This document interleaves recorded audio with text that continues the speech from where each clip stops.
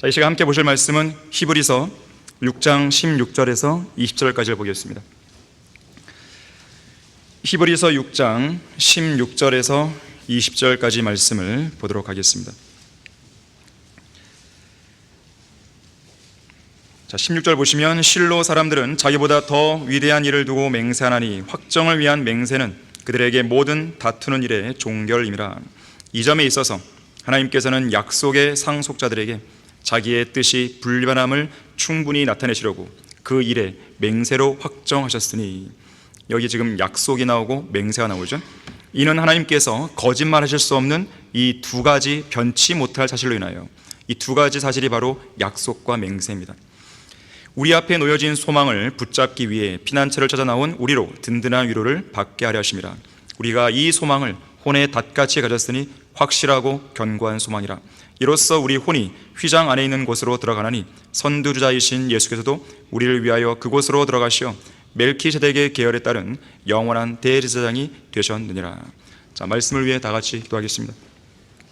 위대하신 아버지 하나님, 참으로 놀랍고 위대한 역사를 행하시는 주님께 우리는 영과 진리로 경배를 드리고 있습니다. 저희들의 마음을 주님께서 찬양과 기도와 또 특성과 여러 가지 형태로 준비시켜 주셨습니다. 이제 이 말씀이 우리 각자의 마음밭에 떨어질 때 열매를 맺는 일만 남았습니다. 우리의 믿음의 자세가 흐트러지지 않게 해주십시오. 말씀에 귀를 기울이고자 하는 그 자세가 흐트러지지 않게 해주십시오. 우리의 마음과 생각을 혼란스럽게 만드는 마귀의 모든 공격들을 주님께서 물리쳐 주십시오. 온전히 이 시간 주님께만 집중하고 말씀에만 집중함으로써 주님께서 받으시기에 합당한 아름다운 예배를 드릴 수 있도록 역사해 주시길 원합니다.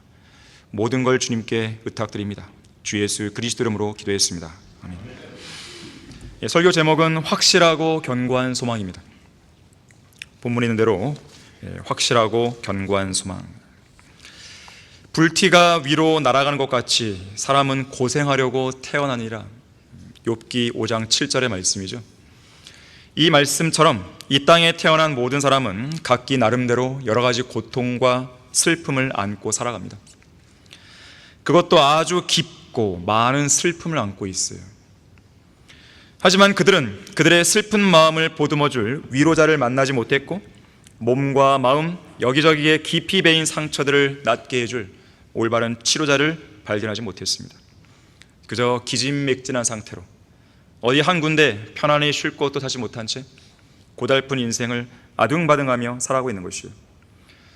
사실 이것은 구원받지 않은 사람들, 그들 스스로 선택한 운명이기도 합니다. 왜냐하면 인류를 위해 십자가에서 피 흘려 죽으신 예수 그리스도께로 나오라고 하나님은 오늘도 어제도 그제도 계속 초청하고 계시지만 그들이 외면해버렸잖아요. 그들이 거절한 거잖아요. 수고하고 무거운 짐진 자들아 다 내게로 오라. 그러면 내가 너희에게 쉼을 주리라. 나는 마음이 온유하고 겸손하니 내 멍에를 메고 나에게서 배우라. 그리하면 너희가 너희 혼에 쉼을 얻으리라. 이는 내 멍에는 쉽고 내 짐은 가볍기 때문이라. 이 말씀이 여러분의 생애에서 탁상 공론이 되면 안 됩니다. 여러분 실제로 쉼을 얻어야 되는 거예요. 흙으로 직접 인간을 지으신 하나님께서는 인간을 위로하는 분이시고, 인간은 절대적으로 위로가 필요한 존재입니다. 혹시 이 자리에 하나님의 위로가 필요 없는 분 계십니까? 있으세요? 과연 인생이라는 고해의 바다에서 파도를 경험해보지 않은 그런 사람이 어디 있겠습니까? 가난이든 죽음이든 질병이든 고통이든 시련이든 절망이든 낙심이든 고난은 우리의 인생 바로 곁에 있습니다. 언제나 있었죠. 어디에나 있죠. 누구에게나 있죠. 어느 특정 한 사람에게만 몰려있는 게 아닙니다. 이 세상에서 시련과 낙심으로부터 자유로운 사람은 없습니다. 단 한 명도 없어요. 그래서 인간에게는 위로가 필요하죠. 특히 예수 그리스도의 피로 구속받은 성도들에게는 그 누구보다도 위로가 필요합니다. 왜냐하면 우리는 하늘나라의 시민권을 가진 사람들이고, 이 땅에서는 타국인이요 순례자라고 고백하는 우리 그리스도인들 아니겠습니까? 이 세상은 그런 우리에게는 살만한 곳이 못 되는 거예요. 지긋지긋한 거죠. 그리스도인들은 인간이라면 누구나 겪을 수 있는 고통뿐 아니라 그리스도인이기 때문에 당하는 고난도 다가오는 거예요. 이중 고통이죠.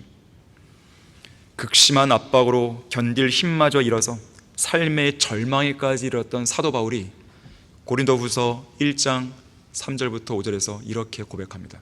한번 찾아보겠습니다. 고린도후서 1장 3절에서 5절을 보시면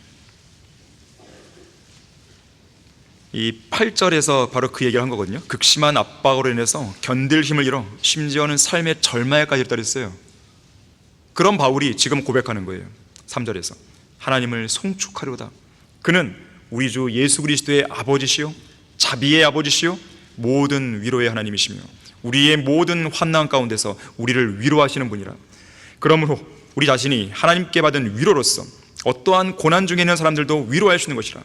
이는 그리스도의 고난이 우리에게 넘친 것 같이 우리의 위로도 그리스도로 말미암아 넘치기 때문이라. 자, 이 세상 어디에도 하나님 외에 참된 위로자를 찾을 수 없습니다. 그래서 우리는 마땅히 하나님의 위로를 구해야 됩니다. 모든 것을 하시고 모든 사람을 위로할 수 있는 주님의 그 위로를 구하지 않거나 그분의 위로를 거절하는 행위는 교만입니다. 무지입니다. 불신이 그리고 어리석은 짓입니다. 고난에 처한 성도는 마땅히 하나님의 위로를 구해야 돼요. 또한 하나님의 위로를 기다려야 됩니다.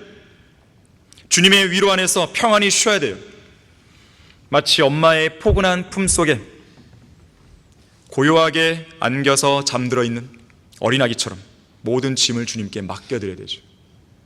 힘과 위로를 주시는 아버지 하나님의 품 안에서 위로와 안식을 얻어야 됩니다. 힘과 위로를 주시는 아버지 하나님, 바로 그 하나님만이 모든 환난 가운데서 우리를 위로할 수 있고 영원한 위로를 줄 수 있는 유일한 분이십니다. 주님은 우리가 예수 그리스도의 피로 구속받은 이래로 단 한 번도 자비와 은혜를 거둔 적이 없으십니다. 그분의 자녀들을 고난 가운데 사생아처럼 내버려둔 적이 없으세요. 또한 어떤 특정 상황에서만 위로하시는 분이 아닙니다. 또 어떤 특정 사람들에게만 위로를 주시는 분이 아니에요. 성도들에게 고난을 허락하신 주님은 반드시 그 고난을 넉넉하게 이길 수 있도록 위로도 함께 주십니다. 방금 읽었던 본문에서는 모든 위로의 하나님 그랬어요. 모든 위로라고 했어요. 만약에 진정한 위로자이신 하나님의 위로와 도움이 없었다면 우리의 인생은 그야말로 눈물, 슬픔으로만 얼룩져 있었겠죠. 기쁨이라고는 찾아볼 수 없을 겁니다. 하지만 구원받은 우리의 마음속 중심에는 우리를 위로하시고 우리의 눈물을 닦아주실 진정한 위로자께서 계시다는 것을 여러분은 확신하고 살아야 돼요. 특히 우리는 예수 그리스도의 재림이 임박해 있는 이 마지막 시대에 가장 어렵고 가장 힘든 그리고 가장 불안한 시기를 살아가고 있는 것입니다. 극심한 교리적인 혼란과 도덕적인 부패 속에서 성경대로 믿는 믿음을 지키기가 어려운, 더더욱 어려운 그런 시대를 살고 있는 겁니다. 예수님께서 물으셨어요. 인자가 올 때 그가 세상에서 믿음을 찾아볼 수 있겠느냐? 과연 이 세상 어디에 성경대로 믿는 그 믿음을 지키려는 성도를 찾아볼 수 있겠습니까? 정직한 양심으로 우리는 대답할 수 있는 거예요. 찾아볼 수 없어요. 성경대로 믿는 교회가 아니고서는 찾아볼 수가 없습니다. 이처럼 어려운 시기에 우리에게 절실하게 필요한 것은 우리 각자를 흔들리지 않도록 견고하게 붙잡아줄 확고한 소망이 필요합니다. 오늘 설교 본문은 이 소망에 대해서 혼의 닷처럼 확실하고 견고한 소망이라고 말씀해요. 그리고 이 소망은 그 소망을 붙잡기 위해 피난처를 찾아 나온 우리 그리스도인들로 하여금 든든한 위로를 받게 합니다. 여러분에게는 이러한 소망이 있습니까? 순례자인 그리스도인들에게 굳게 붙들 수 있는 확고한 소망이 없다면, 언제 어떠한 상황에서도 풍성하게 받을 수 있는 위로가 없다면 우리의 순례길을 힘들게, 그것만큼 우리의 순례길을 힘들게 하는 것도 없을 겁니다. 절망이죠, 절망. 우리 다 같이 시편 119편 54절 한번 찾아보겠습니다. 시편 119편 54절을 보시면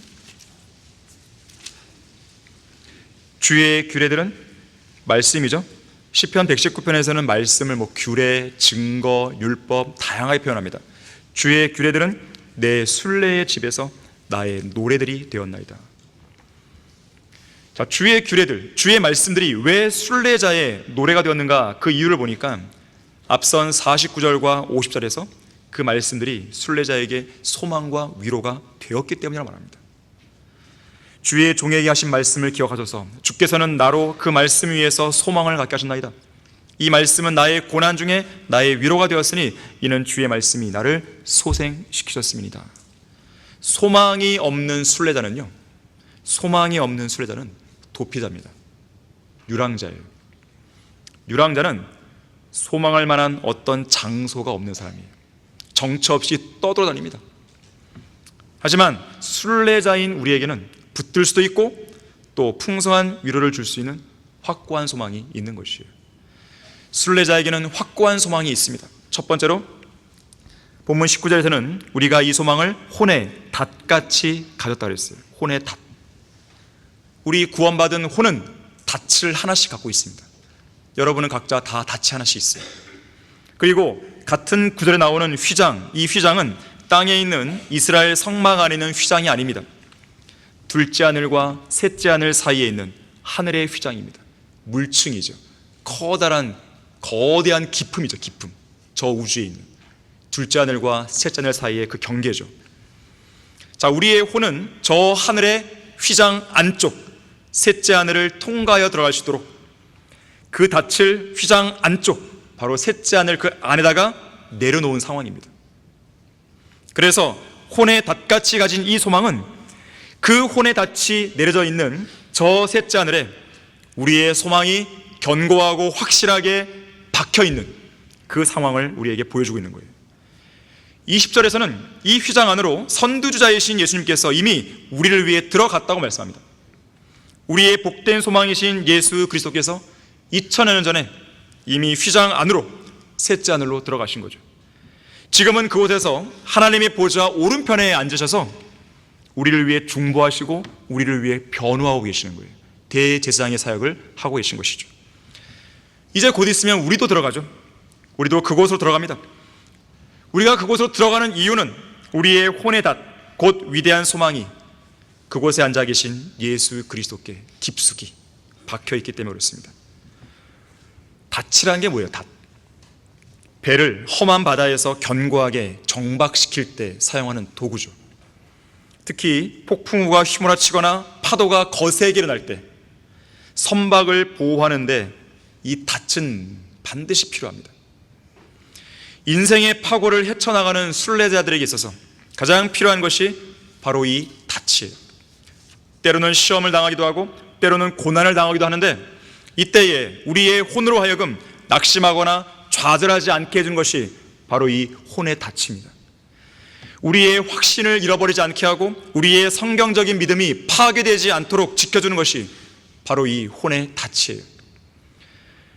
그런데 이러한 혼의 닻을 우리가 갖고 있단 말이에요. 이 갖고 있는 것보다 더 중요한 것은 이 혼의 닻을 사용하는 것이에요. 저 멀리 폭풍우가 다가오고 있는데 이 닻을 사용하지 않고 있다면 그 닻은 아무짝에도 쓸모가 없겠죠. 쉽게 말하면 우리 안에 있는 이 소망을 우리의 믿음의 여정에서 사용하라는 것이에요. 적극적으로. 하나님께서는 우리 성도들이 하나님의 영광의 소망 안에서 즐거워하기를 원하십니다. 성령의 능력으로 소망이 넘치기를 원하세요. 로마서 15장 13절에서 이제 소망의 하나님께서 너희를 모든 기쁨과 평강으로 믿음 안에서 충만케 하시어 성령의 능력으로 소망이 넘치게 하시길 원하노라 그랬어요. 자, 그렇다면 이 혼의 닻을 어떻게 사용해야 되는 것인가? 어떻게 하는 것이 잘 사용하는 방법인가? 우리에게는 이 혼의 닻을 위한 일종의 사용 지침서가 있습니다. 바로 말씀이에요. 성경이에요. 왜냐하면 혼의 닷과 같은 이 소망은 신실하신 하나님의 약속의 말씀에 근거하고 있기 때문에 그렇습니다. 시편 119편 49절에서 주의 종에게 하신 말씀을 기억하셔서 주께서는 나로 그 말씀 위에서 소망을 갖게 하셨나이다 그랬어요. 약속의 말씀을 믿음으로 붙들 때만 그 소망은 우리 안에 실제적인 유익을 줄 수 있는 것입니다. 하나님의 말씀은 우리에게 실제적인 유익, 특히 실제적인 위로를 주는 거예요.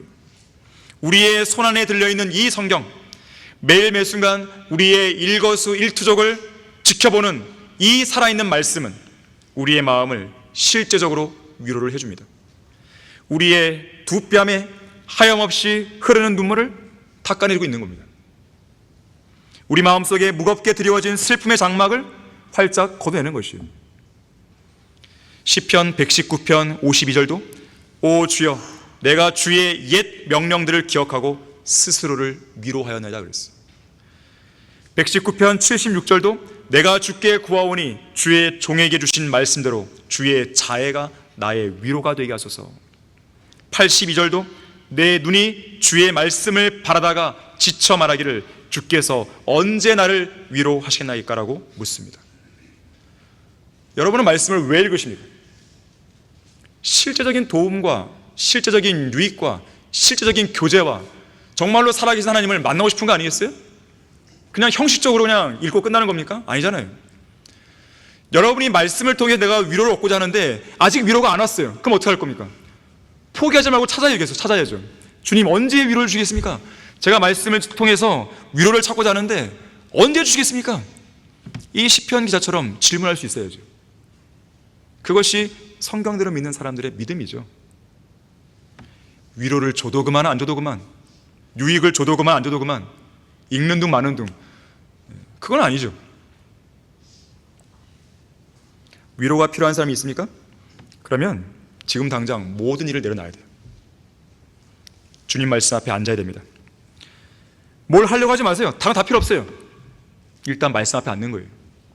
성경을 펼쳐서 하나님이 주시는 위로의 말씀과 풍성한 위로를 기다려야 됩니다. 우리가 하나님의 위로를 바라며 성경을 펼쳐 읽기만 하면 성경에 기록된 모든 위로와 자비하심이 우리를 위한 위대한 약속이 되는 거예요.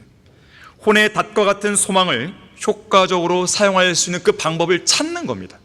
말씀을 통해서. 자, 생각해 보세요. 사랑하는 가족들을 땅에 묻어야 했던 성도들이 있겠죠. 가정 파탄을 경험한 성도들이 있겠죠.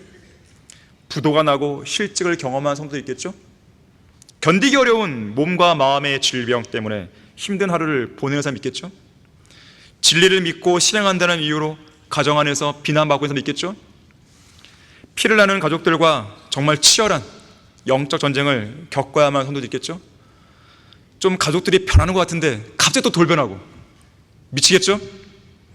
죄로 인해서 커다란 시리와 낙담에 빠진 성도도 있겠죠. 자, 이들의 마음을 누가 위로해 줍니까? 뭐 옆에 있는 성도가 위로해 줄까요? 안 돼요.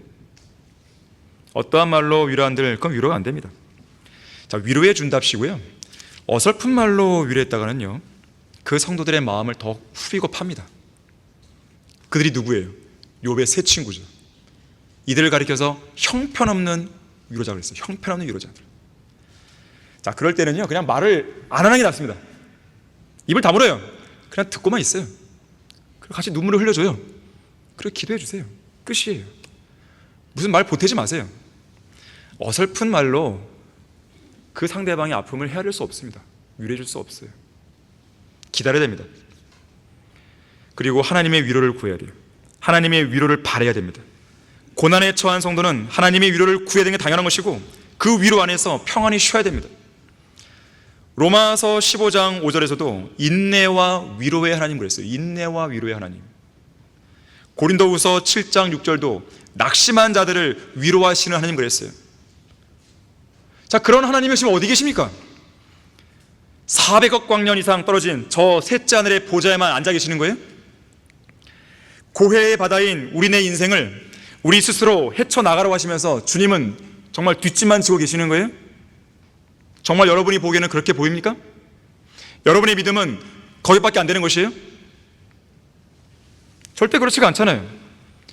우리 안에 지금 계시잖아요. 우리의 창조주시오, 구속주시오, 위로자이신 하나님께서 거듭난 성도들인 우리 마음속에 들어와 계시잖아요. 우리 앞에서, 우리 뒤에서, 우리 머리 위에서, 우리 주변 어딘가에도 여전히 계시잖아요. 단 한순간도 우리에게서 눈을 떼시지 않죠. 자, 그러한 위로자가 여러분 안에 그리고 여러분 곁에 계시다는 것을 못 느끼겠습니까? 때로는 여러분의 등을 막 떠밀고 계시는데요, 때로는 앞에서 여러분의 손을 잡고 막 끌어당기시는데요, 때로는 미세한 음성으로 뭔가 일깨워주시는데요, 그거 아니라고, 기다리라고. 때로는 큰 소리로 막 꾸짖고 책망하시는데요, 때로는 매를 들고 여러분을 때리고 계시는데요,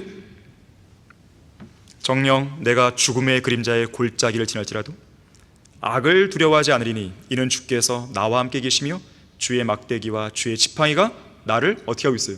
위로하십니다. 이 말씀이 어디 먼 나라 이야기입니까? 너의 신뢰가 주께 있게 하려고 오늘 내가 너에게 이것을 알게 하였으니 바로 너에게라. 이런 하나님의 음성이 안 들리십니까? 왜 우리에게 이 말씀을 주신 거죠? 우리에게 하신 말씀이에요. 너의 신뢰가 주님께 있게 하려고 이 말씀을 줬다고요. 누구에게? 바로 너에게라. 순례자에게는 확고한 소망이 있습니다. 두 번째로, 혼의 닷과 같은 소망은 확실하고 견고해서 세상의 어떤 풍파에도 흔들리지 않습니다. 안 흔들려요. 흔들리고 있다고 한다면 그 사람이 뭔가 믿음에 문제가 생긴 거죠. 이 소망은 너무나 확실하고 견고해서 사탄이 빼앗아갈 수 없어요. 설령 이 소망으로 인한 기쁨이나 즐거움 또는 소망에 관한 그 지식, 이것을 빼앗아 갈 수는 있을지 모르지만 소망 그 자체를 빼앗아 갈 수는 없습니다. 우리의 닻은 녹슬고 부서진 세상 사람들의 닻과는 달라요. 이것은 세상의 긍정적인 사고방식과도 다르고 구원받지 못한 자들의 끊어져 버린 소망과는 본질적으로 다릅니다. 그리스도인의 소망은 결코 끊어질 수 없는 소망입니다. 그리스도인의 닷줄은 약해질 수는 있습니다. 하지만 끊어지진 않습니다. 그렇다면 우리의 소망은 왜 확실하고 견고한 것인가? 거짓말하실 수 없는 하나님께서 확고하게 보장해 주기 때문에 그렇습니다. 본문 18절에서 거짓말하실 수 없는 이 두 가지 변치 못할 사실, 아까 말했지만 약속이고 맹세입니다. 약속을 주신 거예요. 맹세하신 거예요. 더 이상 어떤 보장이 필요합니까?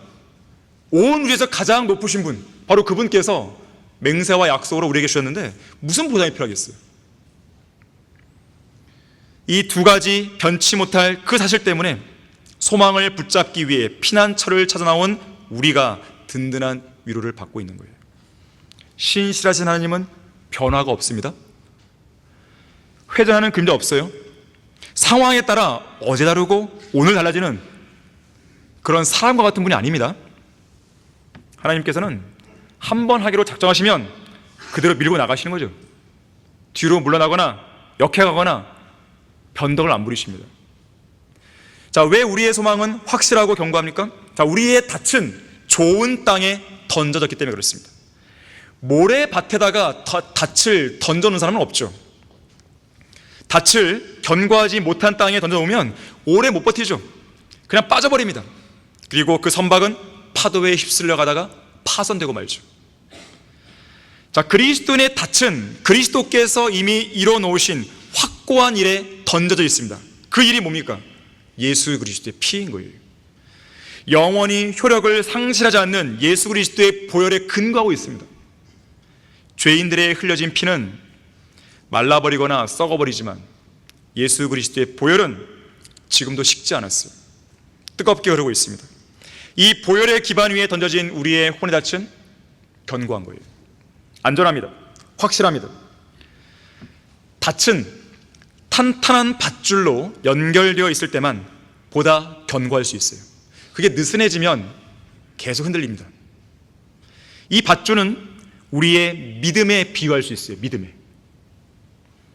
혼의 이 닻을 연결하고 있는 그 밧줄은 우리의 믿음이에요.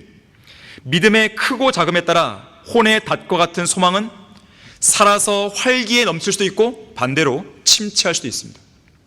죽은 믿음이 있듯이 죽은 소망이 있습니다. 소망이 살아서 움직이게 할 수 있는 원동력은 그 믿음이 얼마나 굳건하게 또 얼마나 큰가에 달려 있습니다. 이 살아있는 소망이 영적인 생활에서 구체적이고 실제적으로 우리 안에 다가오게 하기 위해서는 말씀을 믿는 견고한 믿음이 필요합니다. 다시 말하자면 밭을 붙들고 있는 그 밧줄을 단단히 잡아당겨서 튼튼하게 동여 매야 되는 거예요. 밧줄이 느슨하게 되어 있거나 썩어 있다면 그것은 파선 직전에 있는 선박과 똑같은 사람들의 믿음입니다. 그런 건 믿음이라고 하지 않죠. 느슨한 믿음이나 썩은 믿음은 그 사람을 파손하게 만듭니다.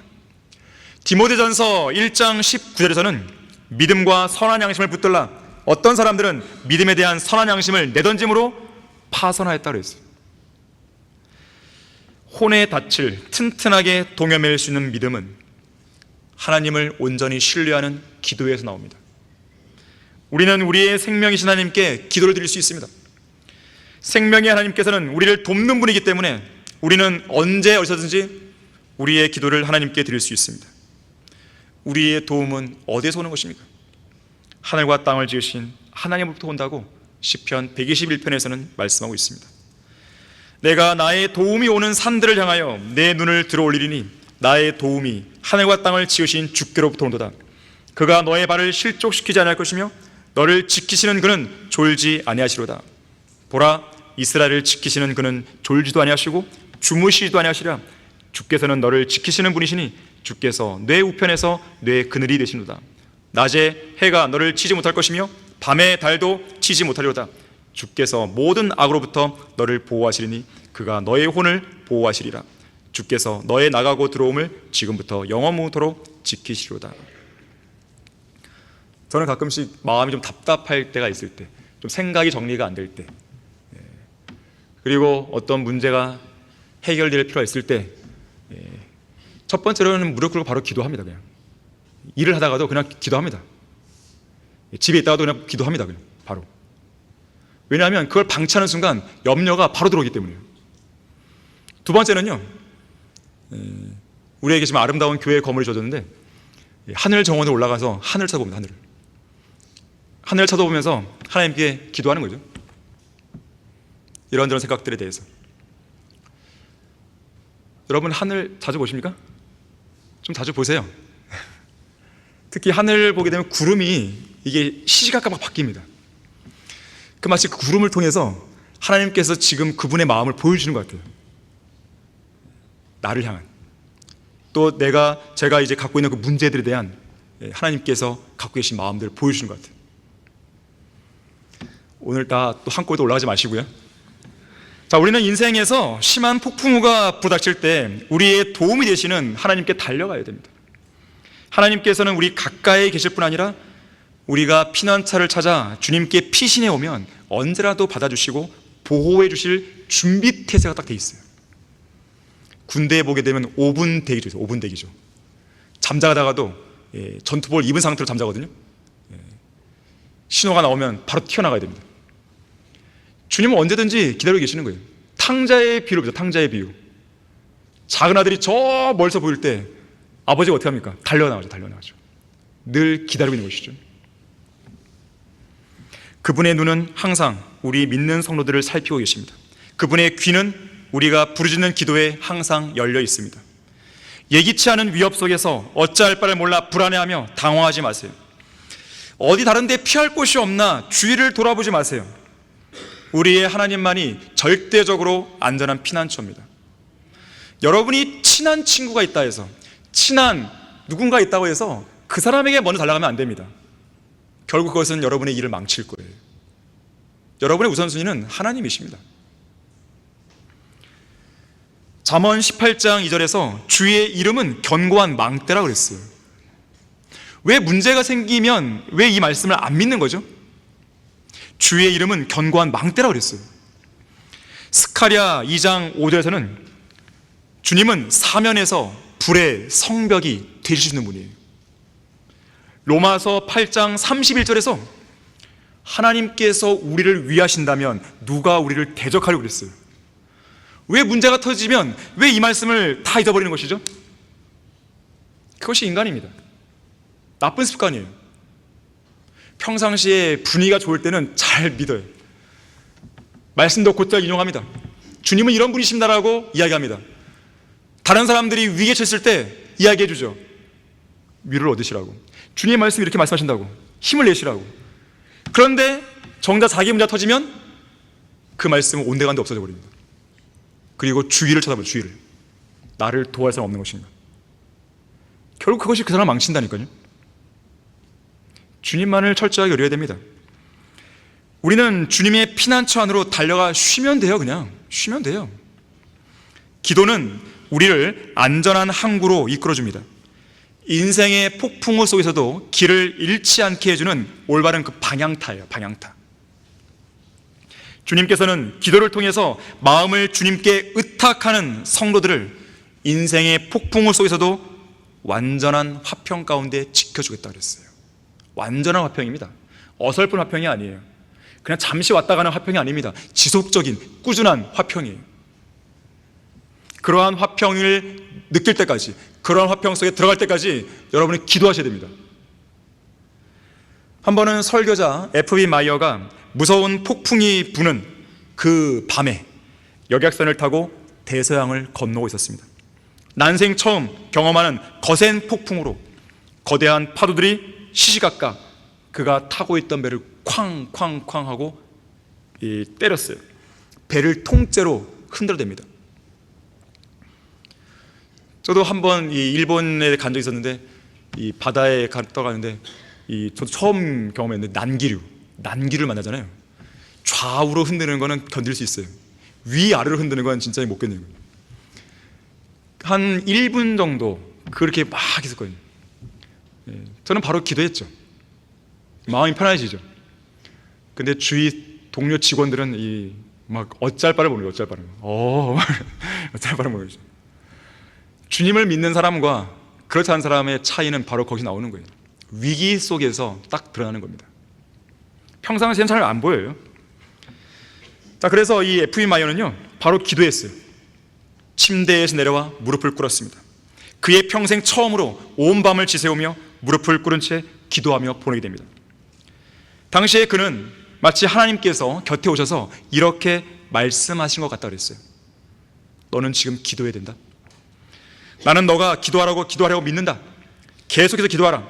그리고 너의 기도를 통해서 너는 이 배와 선원들의 안전함을 얻게 될 것이다.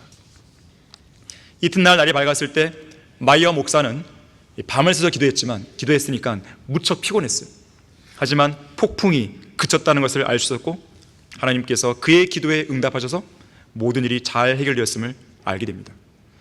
자, 그리스도인은 어떤 사람입니까? 믿음으로 사는 사람인데, 믿음으로 산다는 게 뭐예요? 어렵게 생각할 필요 없어요. 믿음의 기도로 사는 거예요. 믿음의 기도로. 성도가 계속 염려하는 가장 큰 이유는 하나님께 맡기지 않았다는 거예요. 맡겼지만 다시 염려가 또 몰려온다는 것은 내가 맡긴 걸 다시 찾아왔다는 뜻입니다. 염려와 기도. 기도하는 사람은 염려 안 합니다. 염려하는 사람은 기도를 안 하는 사람이에요. 기도하고 있다면 염려가 사라집니다. 그래서 염려가 밀려오면 바로 즉시로 기도하세요. 시간을 지체하지 마세요. 지체하면 지체할수록 그 염려는 눈덩이처럼 불어납니다. 순식간이에요. 기도하시는 거죠. 기도했는데 염려가 조금만 떠났습니까? 더 기도하시는 거예요. 완전히 없을 때까지 기도하시는 거예요. 주님 도와주십시오. 주님만이 저희 도움이십니다. 다른 방법이 없습니다.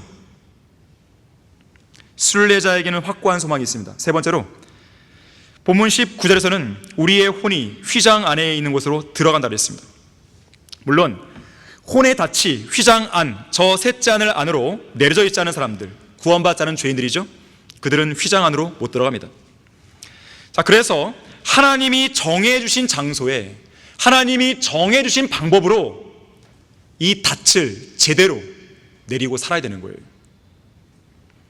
이 사도행전 27장에 보게 되면요, 이 닻을 제대로 내리지 못했거나 이 닻을 제대로 사용하지 못한 그런 사람들의 4가지 유형이 나옵니다. 다 같이 사도행전 27장을 한번 찾아보겠습니다.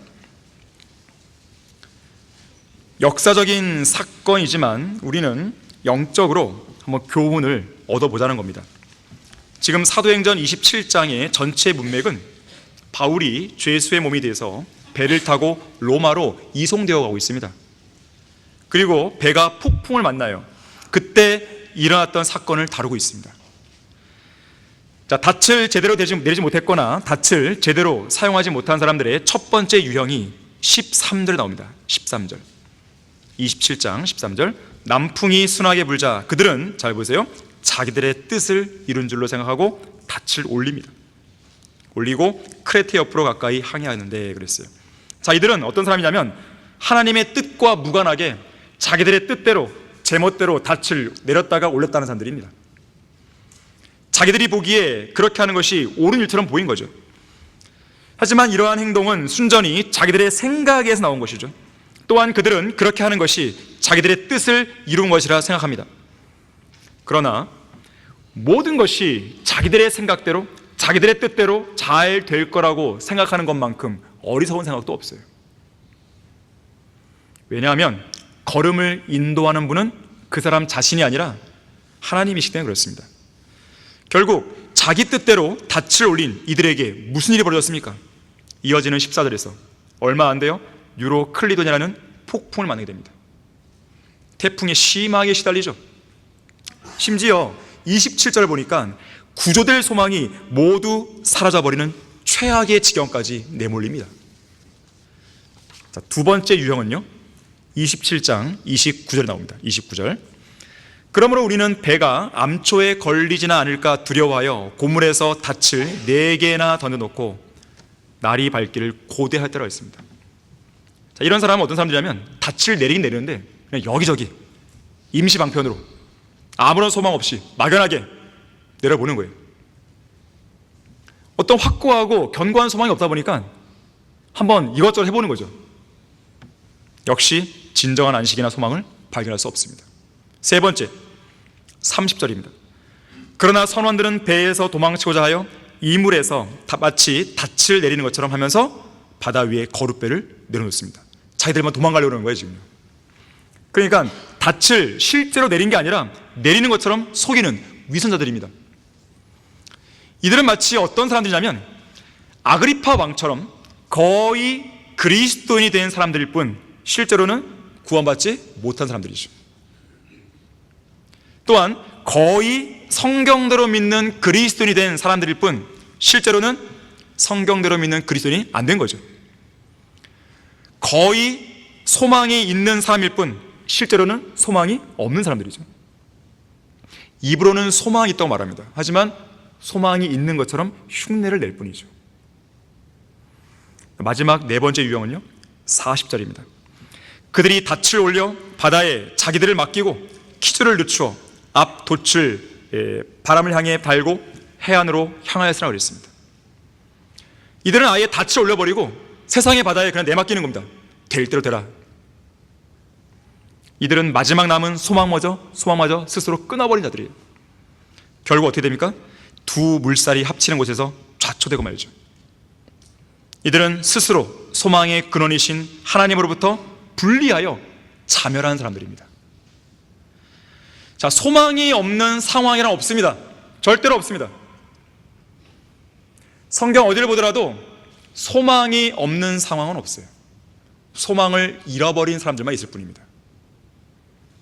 절망 속에 빠진 그리스도인일지라도 오직 주를 바라봄으로 일어날 수 있어야 되는 것인데 이런 유형의 사람들은 아예 주저앉아 버리는 거예요.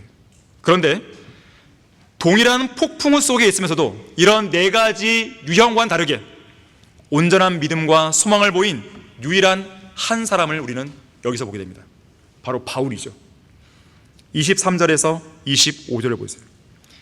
바울은 이 폭풍우 속에서도요, 혼의 닭과 같은 소망을 견고하게 붙들고 있었기 때문에 하나님을 신뢰하는 온전한 믿음 속에서 전혀 당황하지 않았습니다. 구조될 소망이 모두 사라져버렸다고 생각하며 절망감 속에 사로잡힌 사람들을 향해서 이렇게 말하죠. 23절에서 내가 속해 있고 또 내가 섬기는 하나님의 천사가, 자, 하나님의 천사는 주 예수 그리스도시죠. 간밤에 내 곁에 서서 말하기를 바울아 두려워 말라. 내가 반드시 카이사 앞에 서야 하리라. 그러므로 보라 하나님께서는 너와 함께 항해하는 모든 사람들을 너에게 주셨니라고 하였느니라. 그러므로 여러분이여 기운을 내라. 나는 하나님을 믿나니 나에게 말씀하신 그대로 되리라. 자, 바울이 기운을 내라는 것은요, 문맥적으로 소망을 가지라는 말과 연관되어 있습니다. 왜냐하면 이 말을 누구에게 하는 거예요? 구조될 소망이 모두 사라져버린 이런 사람들에게 말하고 있는 것이죠. 모든 소망이 끊어진 상황 속에서도 소망을 가질 수 있는 이유는 뭐냐면 하나님께서 말씀하신 그대로 될 거라는 그 사실을 믿는 믿음 때문에 그렇습니다. 기운을 내라. 나는 하나님을 믿나니 나에게 말씀하신 그대로 되리라. 여러분에게도 이러한 믿음이 있습니까? 믿음으로 산다는 것은 바로 이것을 두고 하는 말입니다. 하나님의 약속의 말씀이 그대로 실현된다는 것을 믿는 것, 이것이 진짜 믿음이에요. 이런 믿음이 없으면 능력 있는 성도의 생활을 살 수 없습니다. 이런 믿음이 없으면 간증이 없어요. 이런 믿음이 없으면 그 얼굴에 생기가 없습니다. 이러한 믿음과 확신은 나 자신만 살리는 게 아니에요. 나와 연관된 다른 사람도 살리는 거예요. 실제로 하나님께서는 신실한 하나님의 종인 이 바울 한 사람을 통해서 276명 전원을 보호해 주시죠. 그들의 목숨을 구해 주시죠. 자, 하나의 가정, 하나의 교회, 하나의 직장, 하나의 지역사회, 하나의 국가까지, 그곳에 속해 있는 한 명의 성경대로 믿는 그리스도인이 차지하는 비중은 어마어마하게 큰 거예요. 그 한 사람 때문에 한 가정이 살아나는 겁니다. 그 한 사람 때문에 교회가 살아날 수 있는 거예요. 그 한 사람 때문에 그 지역사회 혹은 국가가 보호를 받을 수 있는 겁니다. 이 땅에 명철과 지식 있는 한 사람을 왜 주님이 찾는지 아십니까? 그 사람을 보시면서 그 나라를 보호해주고 싶으신 거예요. 이 땅에 여러분의 위치는 매우 중요합니다. 여러분 한 사람이 무너지는 것은 여러분 가정이 무너지는 것이고 여러분이 섬기고 있는 이 교회의 한 부분이 무너질 수 있는 것이에요. 여러분 한 사람이 성경대로 믿는 사람으로서의 그 자리를 찾아오고 있는 것은 너무나 중요한 겁니다. 제가 가장 이 목사님 뒤를 이어서 2, 3년 동안 해오면서 가장 가슴이 아픈 것이 성도들이 떨어져나가는 것이에요. 뭐 이유가 어떻든 간에 뭐 죄를 지었든 뭐 배교를 했든 실족했든 어떻든 간에 그들이 성경대로 믿는 그 처음의 믿음을 유지하지 못하고 떨어나가는 것이에요. 너무 괴롭더라고요. 전에는 이소 목사님 옆에서 그냥 동역할 때는 그것이 그렇게 크게 와닿지 않는데 막상 이 자리에서 서보니까 그것이 가장 괴롭더라고요. 더 괴로운 것은 뭔가 이렇게 얘기를 해도 그 사람이 들을 마음이 없다는 것이에요. 방법이 없더라고요. 방법이. 기운을 내라. 나는 하나님을 믿나니 나에게 말씀하신 그대로 되리라. 하나님께 나에게 뭐라고 말씀하시는가, 그게 중요한 거 아니겠어요? 스티븐슨이라는 사람이 그런 말을 했어요. 기운을 내는 것에 대해서 기운을 내는 것이 어떤 것인가 이렇게 말합니다. 온유함과 쾌활함은 완전한 의무이다. 기분이 우울하거든 그것이 잘못된 것임을 알라. 기분이란 것이 없을 수는 없지만, 기분을 완전히 무시할 수는 없지만 당신의 기분 때문에 당신 자신과 그리고 옆에 있는 더 착하고 순진한 성도들의 삶이 망쳐지지 않도록 하라 그랬어요. 사실 진정한 순례자는 세상의 풍조에 찌든 사람이 아닙니다. 피곤함과 지친 모습이 역력한 게 아니에요. 물론 하루하루의 생활이 고된 노동을 하게 되면 피곤할 수 있잖아요. 제가 그걸 말하는 게 아닙니다. 피곤함의 그런 모습이 그 몸에 나타난다 할지라도 어딘가 모르게 그 사람의 얼굴에는 정말 소망과 확고한 그런 것 때문에 이 기쁨이 흘러나옵니다. 그 모습을 보고 있으면 든든하죠. 더 힘이 되죠. 순례자는 도피자, 유랑자가 아니에요. 몸은 피곤해도 늘 기운이 넘치고 소망이 넘치는 사람이 진정한 순례자입니다. 왜냐하면 우리는 이제 곧 저 하늘의 본향으로 들어갈 사람들이에요. 우리의 혼은 저 휘장 안으로 들어갈 뿐 아니라 우리의 몸도 들어갈 거 아니겠습니까? 이런 확고한 소망이 있을 때 누군가가 우리 안에 있는 소망에 관한 이유를 물어오더라도 우리는 그들의 소망과 기운을 북돋을 수 있는 그 답변을 제대로 해줄 수 있는 거예요. 바울은 폭풍우 속에서도 소망에 관한 이유에 대해 답변할 준비가 되어 있습니다. 여러분은 어떻습니까? 자, 그러한 소망을 확고하게 가지고 있으면 어떻게 됩니까? 제가 몇 가지 실질적인 지침을 말씀드리려고 하는 것이요. 첫 번째는 끊임없이 위의 것을 바라고 있어요. 이 땅에서 복잡하고 정말 나의 마음을 괴롭게 하는 일들이 많이 있을수록요, 계속 위의 것을 바라보려고 노력하셔야 돼요. 땅의 일들에 얽매이면 결국 그것을 걱정하고 염려하는데 시간만 낭비합니다. 아무런 유익도 줄 수 없어요. 두 번째, 온전히 주님만을 철저하게 신뢰하겠다고 아예 우리 결심하셔야 돼요. 문제가 생기면 무조건 내가 신뢰하겠다, 주님만이 이 문제를 해결해 줄 수 있다, 이 믿음을 확고하게 가지세요. 세 번째, 좀 멀리 바라보세요. 가까이 있는 문제만 보면서 아등바등 내지 마시고 잠시 그때는 거리를 두세요. 문제에 있어서. 그리고 잠깐 멀리를 보는 거예요. 어떤 멀리? 이 문제의 너머에 있는 걸 보세요. 너머에 뭐가 있을까요? 셋째 하늘의 소망이 있는 거예요. 셋째 소망. 그리고 네 번째로는 주님의 은혜 안에서 강건하세요. 우리가 강건할 수 있는 조건은 주님의 은혜입니다. 은혜와 자비가 없으면 우리는 강건할 수 없어요. 왜요? 우리는 죄로 점철된 사람들 아니에요. 생활 자체가 완벽하게 못 산단 말이에요, 이 몸을 입고서는.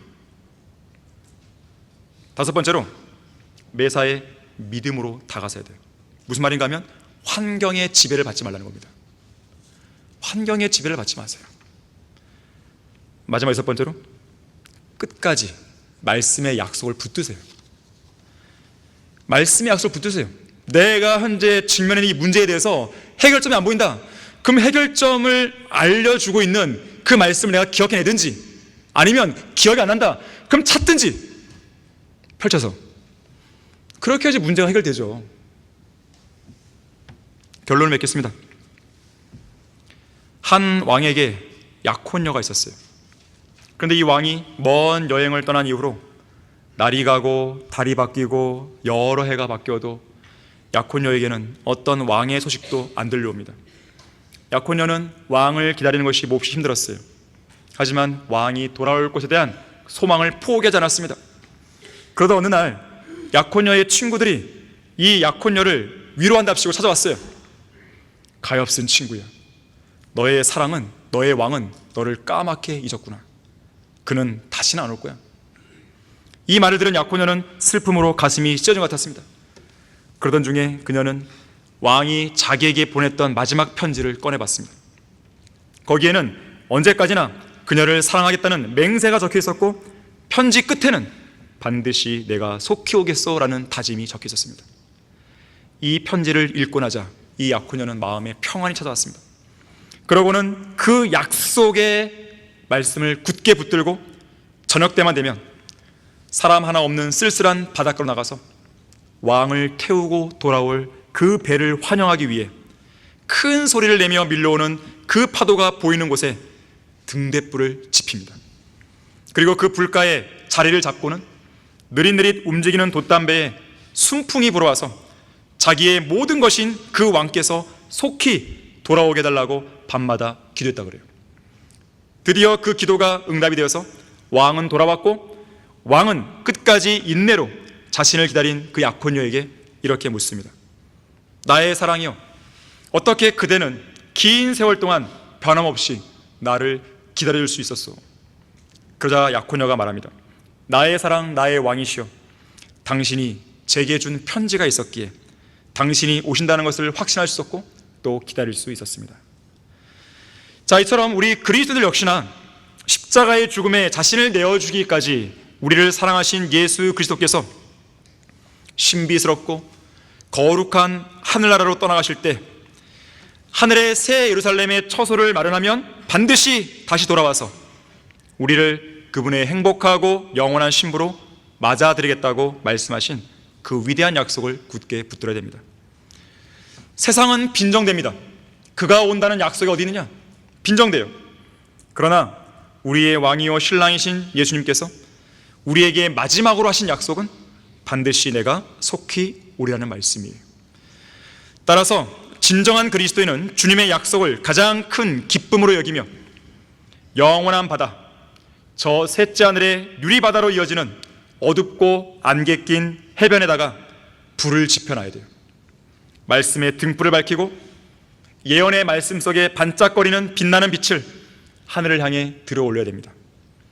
그리고 저 하늘의 유리바다를 바라보면서 하루하루 주님의 오심을 인내로 기다리고 또 속히 오시라고 간절히 기도하면서 주님의 약속의 말씀이 이루어질 것을 소망해야 됩니다. 그리고 우리 마음속 깊은 곳으로부터 내가 너를 떠나지 아니하고 너를 버리지 아니하리라고 말씀하신 주님의 거룩한 사랑을 날마다 경험하면서 그러합니다, 주 예수여 오시옵소서라고 소리 높여 외쳐야 되는 것이죠. 그렇게 하다 보면 언젠가 동이틀 무렵 세상이 그 경박하고 추악한 즐거움에 잔뜩 취한 채 우리의 간절한 소망을 비웃고 있을 바로 그 무렵, 저 옛날 갈릴리 바다 위로 걸어오신 예수님처럼 유리바다를 통과한 후 저 공중으로 오셔서 그분의 얼굴을 내미시면서 우리의 간절한 기다림과 소망과 그에 따른 섬김과 헌신이 결코 헛된 것이 아니었음을 입증해 줄 것입니다. 신실하고 한결같은 마음과 인내로 성경대로 믿는 믿음을 지켜온 우리 모든 성도들에게 영원한 기쁨과 영광과 승리를 안겨주실 것이에요. 사랑하는 성도 여러분, 여러분의 혼의 닻은 견고합니까? 세파에 흔들리고 이리저리 요동하고 있지는 않습니까? 끊어질 듯 이리저리 심하게 흔들리지 않습니까? 확실하고 견고한 혼의 닷과 같은 소망을 견고하게 붙드십시오. 그러면 이 소망은 여러분의 순례길에서 든든한 위로가 될 것입니다. 자, 그러한 위로 속에서 순례자인 여러분의 위대한 승리의 간증과 승리의 노래가 영원토록 남기를 바라겠습니다. 자, 기도하겠습니다. 위대하신 아버지 하나님, 예수 그리스도의 보혈을 통해서 저희들을 구속하여 주시고 주님의 위대한 말씀을 통해서 고난 가운데 있는 저희들을 위로해 주셔서 참으로 감사드립니다. 주님의 위로가 있기에 우리는 지금 건재할 수 있습니다. 우리의 삶은 고난으로 점철되어 있습니다. 사람은 고생하러 태어난 것입니다. 이러한 가운데서 우리에게 소망이 없다면 그것만큼 비참한 것도 없습니다. 하지만 더 비참한 것은 소망이 있는데도 소망 없는 사람처럼 살아가는 그리스도인들입니다. 우리들 가운데는 그런 사람이 한 명도 없게 해주십시오. 혼의 닭과 같은 이 소망을 견고하게 붙들며 살아가게 하시고 모든 영적 전쟁에서, 믿음의 선한 싸움에서, 모든 어려운 생활 환경에서, 또 모든 어려운 감정의 싸움에서 승리할 수 있도록 도와주시기 원합니다.